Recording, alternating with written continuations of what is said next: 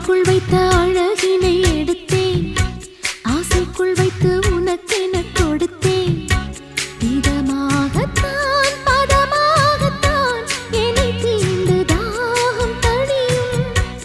ஓடைக்குள் வந்த மலரினை பறித்தே, ஓசைகள் இன்றி மணி முத்தம் பதித்தே, பழச்சாரையும் இளநீரையும் பரிமாற வேண்டும் தினமும். அந்திப்பகல் வந்ததொரு இன்ப மயக்கம், அஞ்சு விரல் பட்ட இடம் மெல்லச் சிலிர்க்கும்.